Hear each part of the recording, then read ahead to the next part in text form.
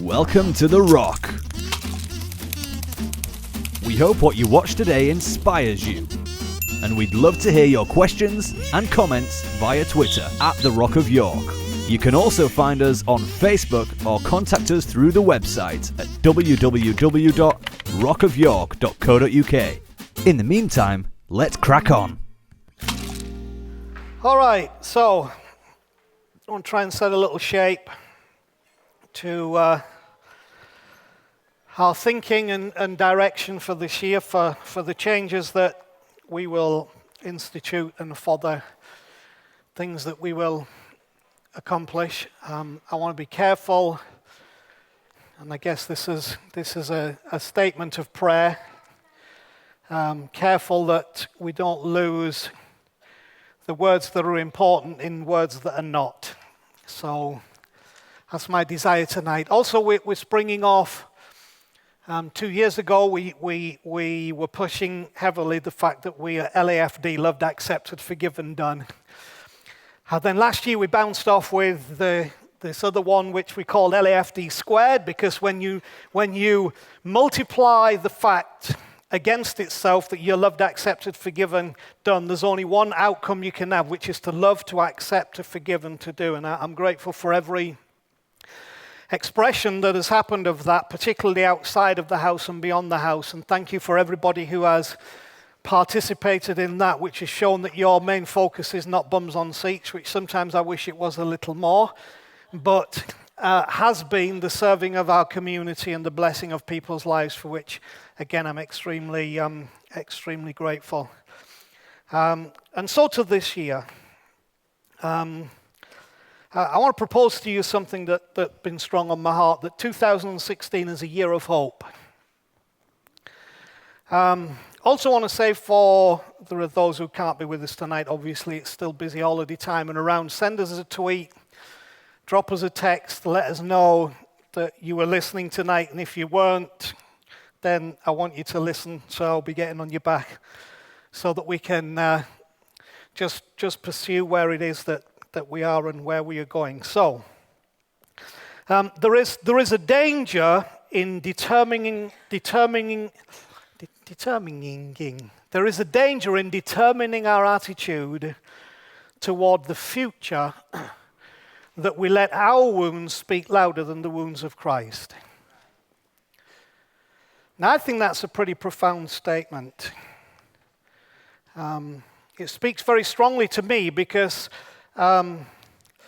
we all experience wounds. And one thing I do ask of you as a body is, let's be conscientiously equal in our understanding that everybody wounds, okay?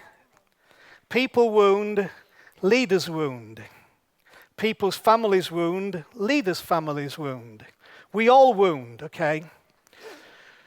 But the problem is, for all of us, and many of the decisions that we make that have been made and do get made are made out of letting our own wounds speak louder than the wounds of Christ. See, the truth is that there is no healing in our own wounds. All our own wounds do produce pain, but the wounds of Christ produced healing for the nations.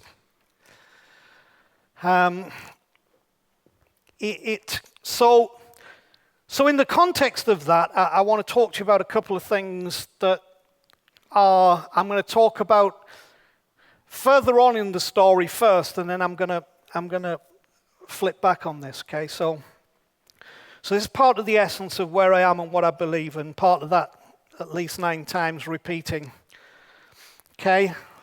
Late afternoon, lonely mountainside, and there's a figure of a man, and with him he has a heifer, which for us non-farmers is a kind of a cow, a goat, a ram, each 3 years old. He's got a dove and he's got a pigeon. Must have been quite a sight, but when you read this story, which you find in the Bible in Genesis chapter 15, you find that no instruction is given to this guy as to what to do with these creatures that he has. The man's name is Abram, A-B-R-A-M. He is in the context of understanding what God was trying to do toward people, in the context of Jesus and how that all fits, is the most significant character in the Bible. And this guy Abraham on this mountainside has these creatures, and then without being told, because he's actually familiar with the process, he takes the three animals and he slaughters them.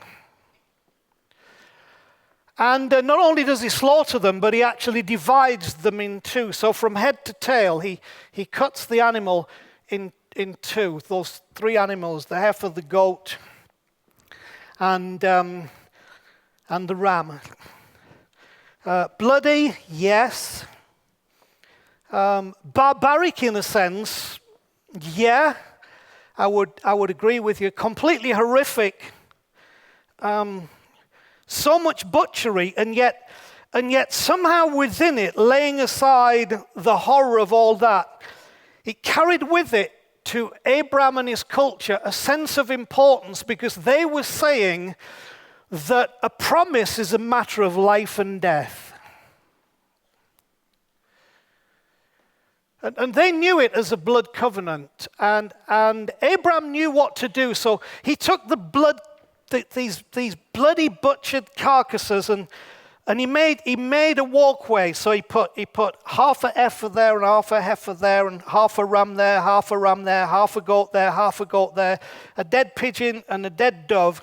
He put there, so it made a kind of a passageway. Now you can imagine the ground saturated with blood. You can imagine the state of this man Abraham having butchered the animals. But there was something about this that, beyond the atrocity of it, was trying to get through a picture of absolute, passionate, sincere, committed conviction that a covenant should be life or death.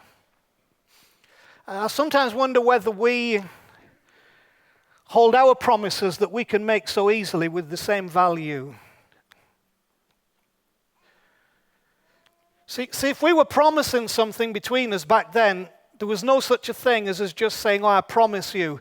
We did it by blood. The reason we did it by blood is not because we were bloodthirsty, but because we felt that promise should demand something more than just words. It should demand a life commitment. And in that thing called the blood covenant, you were actually declaring that sure as these animals have died, their blood has been shed, their carcasses have been divided, if I break this covenant, let that be done to me. That was how sincere this thing was. And I think sometimes we, in our relationships and our commitment and our promises and what we believe is faithfulness, has become a very passive thing. I should be able to know that my life is safe in your hands. You should be able to know that your life is safe in my hands. I should be able to know that what you speak of me will not harm me. You should be able to know that what I speak of you will not harm you. These are called values, okay? And sometimes our life values have become as transient as our personal values. In an age where we can buy something, try it on and take it back and get our money back because we just didn't fancy it, sometimes we treat our relationships with one another that way. And I ask you the question, do you think that's good? So this guy's here on the hillside, and this is all prepared, and he knows exactly what's supposed to happen. He's supposed to go through these carcasses. He's supposed to walk the path of blood, and he's supposed to make a commitment himself to that covenant and to the other one within the covenant that cannot be broken, or he has to be killed if he breaks the covenant. The problem is he's on his own and there's nobody else there, because this covenant is about something bigger than just two human beings. And Abraham's there because he's wrestling with the whole texture and essence of his spirituality and what it means and what is his commitment to this person called God, if there is a God, and what is required of him. And he's wrestling with all this thing, and he's willing to make some commitments, and God knows that he's willing to make those commitments. But something really strange happens, because when the time comes for him to walk through the middle of the carcasses and commit himself to this covenant and all that would happen to him if he breaks it, he falls asleep.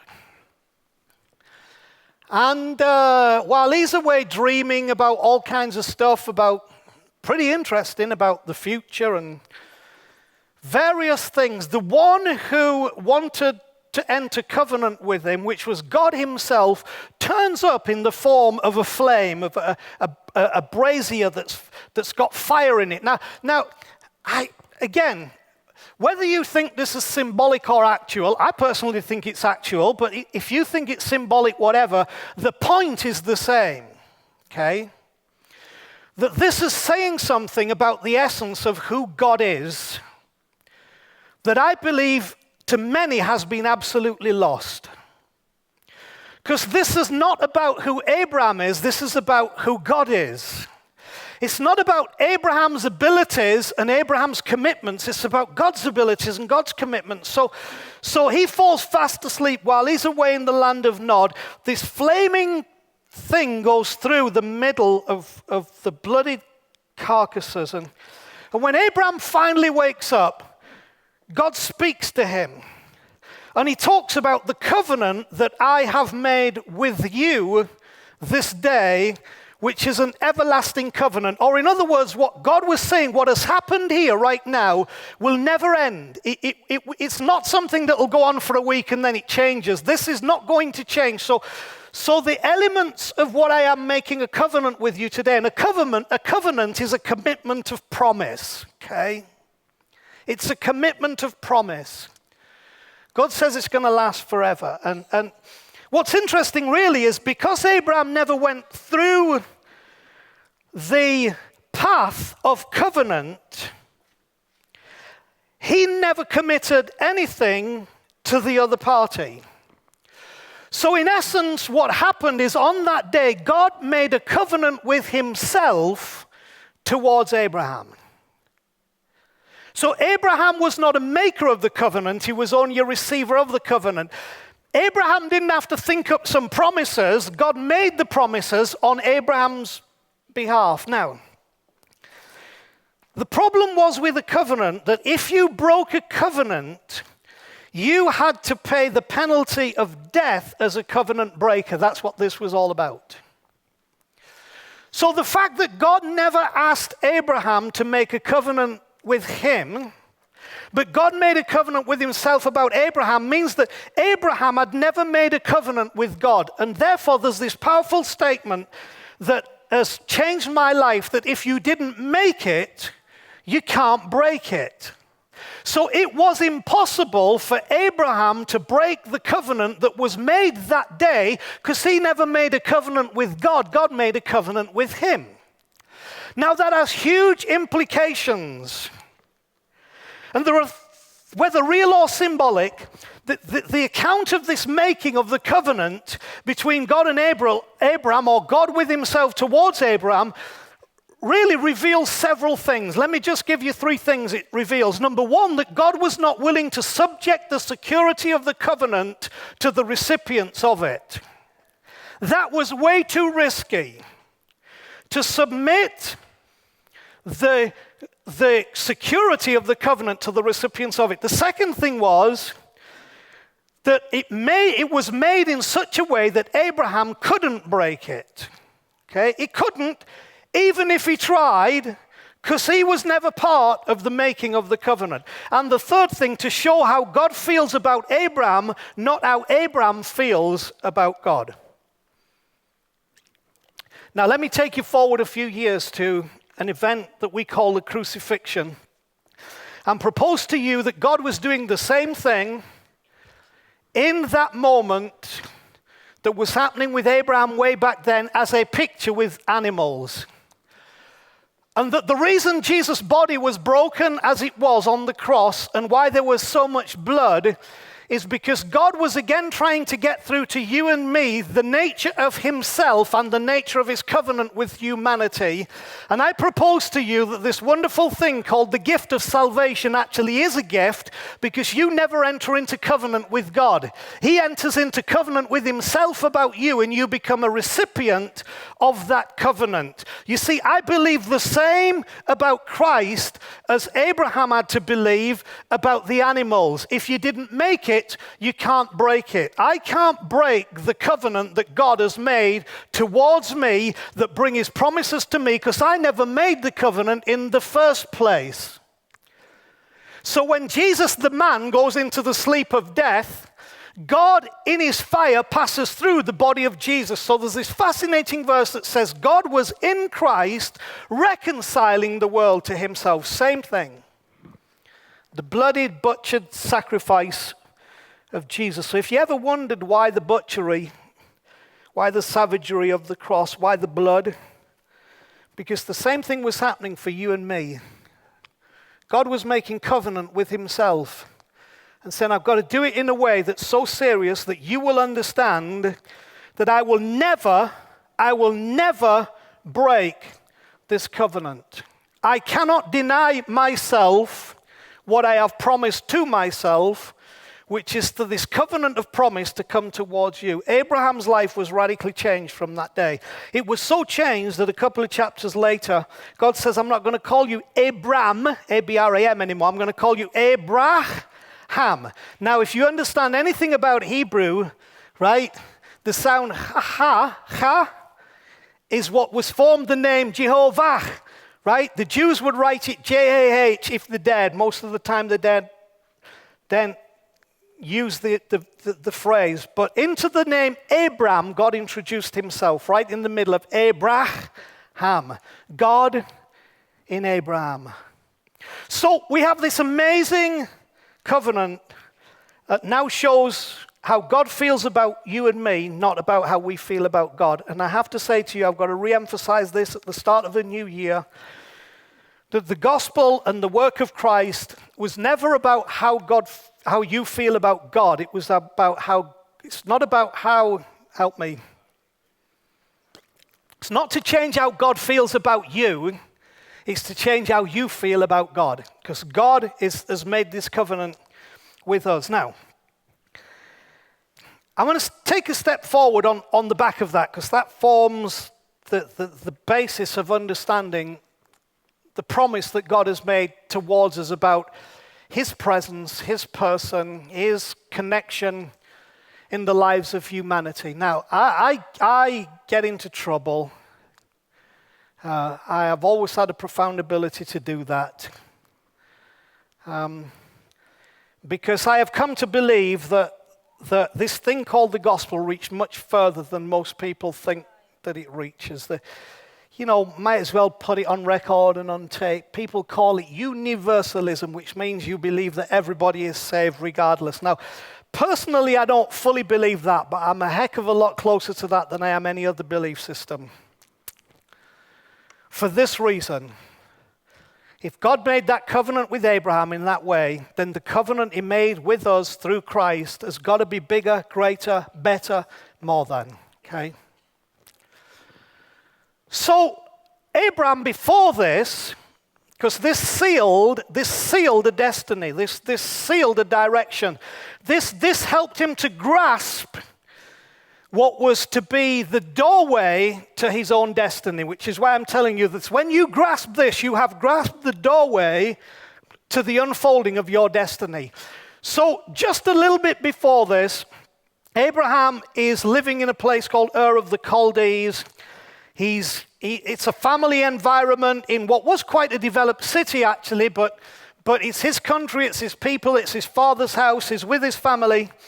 And while he was there, Genesis chapter 12, verse 1 tells us, the Lord had said to Abraham, leave your country, your people, your father's house, and go to a land that I will show you. So there's this staggering thing comes into Abraham's heart, his spirit, his mind, that this is not where he's supposed to be and this is not what he's supposed to see.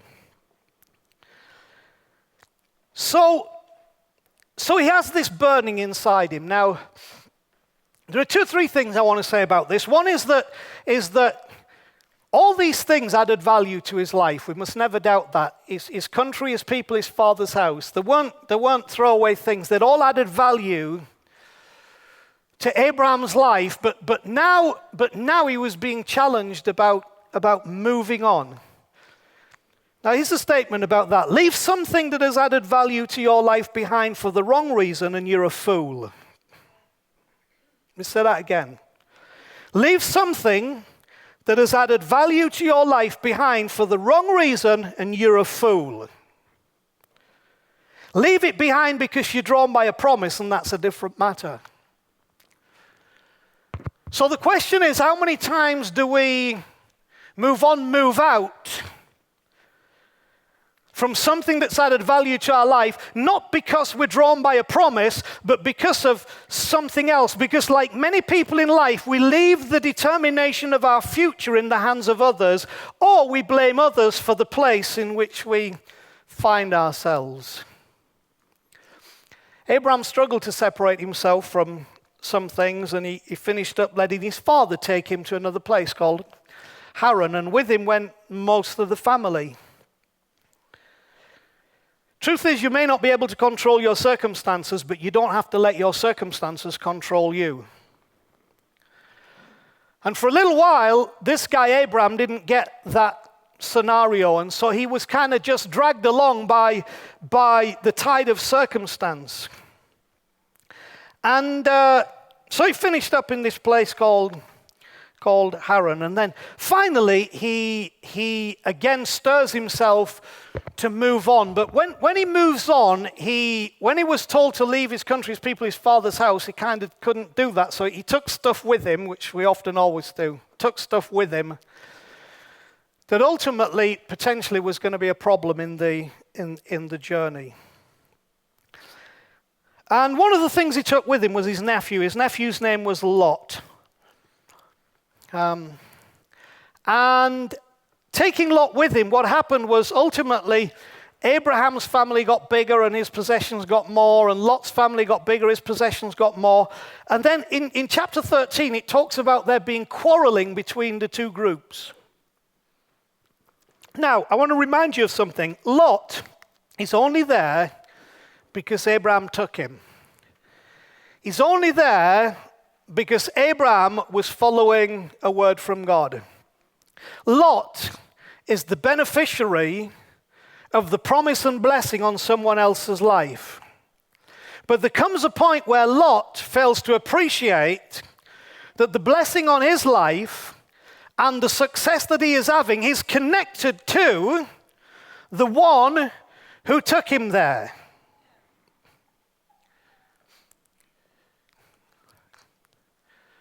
Makes us wonder which connections in our life are so important, so critical, that we should let nothing cause them to break down. Nothing. It's funny that Beth said what she said earlier, because I wrote down here, where ungratefulness arises, unhappiness creeps in. Where ungratefulness arises, unhappiness creeps in. When we begin to become ungrateful for what we have and where we've come from and what has been given us, in spite of the difficulties, there were difficulties because Abraham was changing and Lot was changing and the environment was changing and there were challenges to face. But you see, the problem was that the moment Lot became ungrateful, unhappiness began to arise. And so that spread through those who were connected with him. Isn't it strange to think that gratefulness might be at the core of right connections and happiness? Sometimes people think that because of the way I talk, I may not be grateful for my heritage and my background. I'm incredibly grateful because my history is what brought me to my today. The things that I wanted to change, I only know that I want to change them because they weren't changed then. So therefore, they became a tool. They became a blessing in my life to say, okay, when the time comes, when the opportunity arises, when the necessity is there, this is what you've learned and this is where you move. This is why we got to remember we're standing on the shoulders of giants. I remember when I preached at my late father-in-law's funeral, which is now a long time ago, 23 years. I brought a little verse from the Bible that talked about Jacob handing over to his son the ridge of ground that he had taken from the Ammonites with his own sword and bow. Just a ridge of ground, but that ridge of ground became a nation. And so I'm grateful for what was passed on. I'm grateful for what was learned. And I think that we far too readily break relationships because we develop a sense of ungratefulness for what it is that we have and where it is that we have come to. And that, I'm trying to help you, is where the unhappiness comes from. And once the unhappiness takes hold, we start to justify our ungratefulness because we say, this is not making me happy anymore.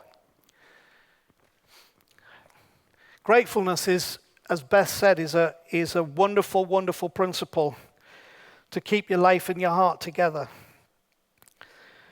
So Abraham said to Lot, let's not have any quarreling between you and me and your husband and mine. We're brothers, you know. If we have to part company, we have to part company. And sometimes we do, and sometimes that happens.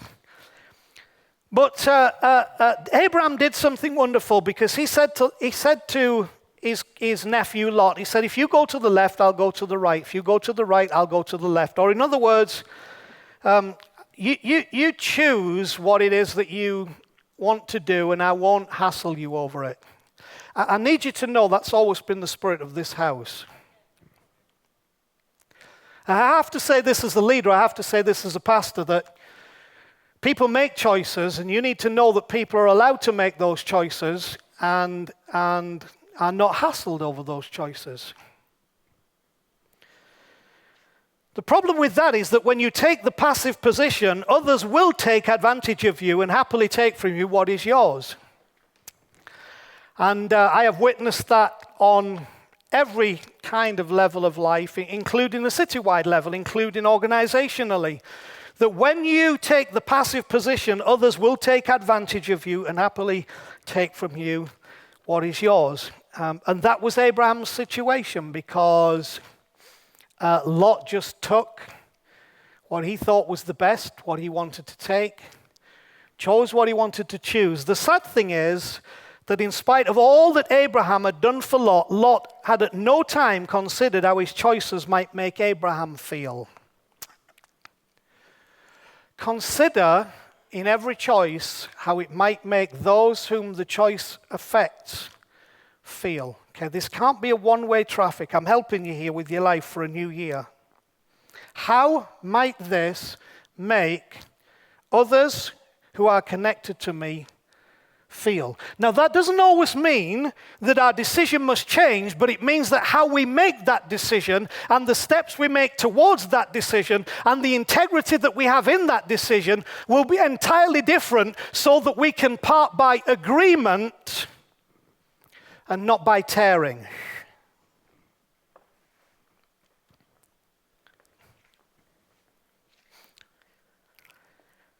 So here's Abraham now.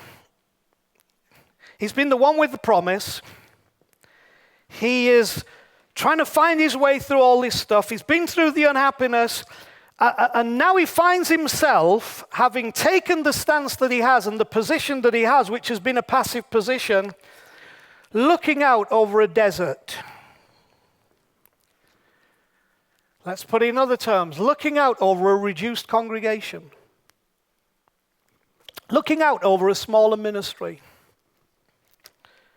Or whatever that might look like in your life, or whatever that might look for us as a house. Abraham's now in this position because of this situation. So I put to you that when Abraham surveyed what this situation had left him with, he needed hope. And hope is the confident expectation that the last word has not yet been spoken. And in Abraham's case, it hadn't. Because hope's declaration is that I confidently expect that the last word has not yet been spoken, and if it hadn't in Abraham's terms, nor has it in my term, and nor has it in your terms, the last word has not yet been spoken. But Abraham, it seems, has had taken away from him what was going to be beneficiary to him, but then God spoke to Abraham, and God said this to him, Abraham, Lot may have left you, but now lift up your eyes from where you are, not where you'd like to be, not where you think you should have been, but lift up your eyes from where you are. There's a great lesson in that because it's back to the old joke of the guy who stops his car in the street and asks the guy, can you give me directions to such and such? And the guy's answer is, if I were you, I wouldn't start from here. Because sometimes it can look difficult, the directions to where we know we need to go from where we are, but the word of God to Abraham after Lot departed from him was, lift up your eyes from where you are, okay? So I'm saying to every one of you, in your life, with all that's going on, with the challenges, with everything you hear, with everything you see, lift up your eyes from where you are. That was the word of the Lord. It's the word of the Lord to you. Lift up your eyes from where you are. Now, where he wasn't too good because he'd just given away everything that was the best that he could have kept for himself. It's now all gone, and it looks like there's a problem here of any promise becoming reality. But God says, lift up your eyes from where you are, look north, look south, look east, look west, and all the land that you see, I will give to you. The question was, what do you see? That's God's question. What do you see? Because all that you see, I will give it to you, was his declaration. So he could have what he saw. The question is, from where you are, what do you see? Because you can have what you see. If you see no solution, no hope, no help, no life, no future, no growth, no prospects, you can have what you see. But I propose to you that God was saying to Abraham, look above the circumstance, look beyond the situation, look past the pain that you have been carrying about this broken relationship and all that has happened. Look past that and tell me, what is it that you see? Because what you see, I will give to you when you look with the eye of faith. Now, I have to qualify this here because there are always people who look with the eye of fantasy and want to call it the eye of faith. And how I know it's the eye of fantasy, because people have said to me, yeah, I believe that I'm supposed to marry that person, and so I'm believing God's going to give me that person. The problem being that person's already married to somebody else, So you see, well, that's not the word of faith, that's the word of fantasy, okay? So get your head out the sand with that. I'm talking about the reality of the promise of God. Now, the reason I talked to you about what I talked to you at the beginning is that God then comes in to Abraham and said, now you need to understand, Abraham, that I am making a promise with myself that I will fulfill to you what I said I would fulfill to you, and that the onus is not on you to do anything but believe and receive and respond and walk as I tell you, and I will show you. I'll show you. Remember Genesis 12:1. Leave your country, your people, your father's house, go to a land that I will show you. God has got something to show you. He's got a land to show you. He's got a place to show you. He's got a state of heart to show you. He's got a condition to show you. He's got a growth to show you. He's got an expansion to show you. But sometimes we've got to leave behind what were our influences, what were the things that held on to us. Sometimes we've got to leave behind what caused us the pain and what affected our heart, and understand, like I said at the beginning, that our destiny must not be determined by the pain that we feel, but by the pain that he felt. That our future, our attitude towards our future, it's not our wounds that should be speaking, but the wounds of Christ that should be speaking. And the wounds of Christ speak healing and forgiveness and kindness. It heals our scars, it heals our wounds. So I have made a determination this year, which is why I've said 2016 is a year of hope, because we are doing an Abraham, okay? We are looking out from where we are, and we're hearing what God says, that what you see, I'll give it to you. Now, in a year's time, we'll know what it was we saw. Because if we see aggravation and opposition and pain and disruption and division, we can have what we see. But if we see blessing and expansion and life and love and kindness and generosity, if we see the things we've been talking about, love, accept, forgiven, done to people, if we see lives being changed, if that's what we see, transformation in our city, if we see the people who want to be unconventional by design coming into the house, if we see that, God says, if you lift up your eyes from where you are, the land that you see, I will give it to you. It's powerful to me as a leader to understand that in the context of the house.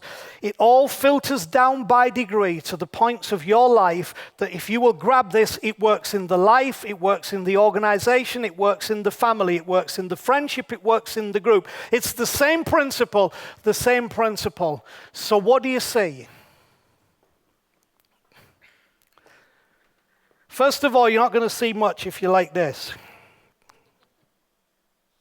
Seriously, I'm not trying to be funny. If you look like this, you can only see one thing, and that is circumstance. Now, you understand the word circumstance. The word circumstance means the circle in which you stand. And the way that we're governed by circumstance is when we look down, because what we're aware of is our feet in the middle of our circumstances. So that's why God says you've got to lift up your eyes. You've got to lift up. You've got to lift up. Takes an act of faith sometimes because we feel beaten down. We feel pressured. We feel, how can I? And then we have the fear that if I lift up my eyes, I'm not going to see anything more than what I currently see. I guarantee you, when God says lift up your eyes and you do, you suddenly start to see things and you're grateful. You're grateful again. So grateful that God brought you this far. Grateful for the experiences. Grateful for the lessons. Grateful for the covenant that can't be broken. Grateful for the grace that is on your life. Grateful for another opportunity to be light in the darkness, to be bread to the hungry, and to be hope to the lost. Lift up your eyes. So I am declaring to you that 2016 is a year of hope.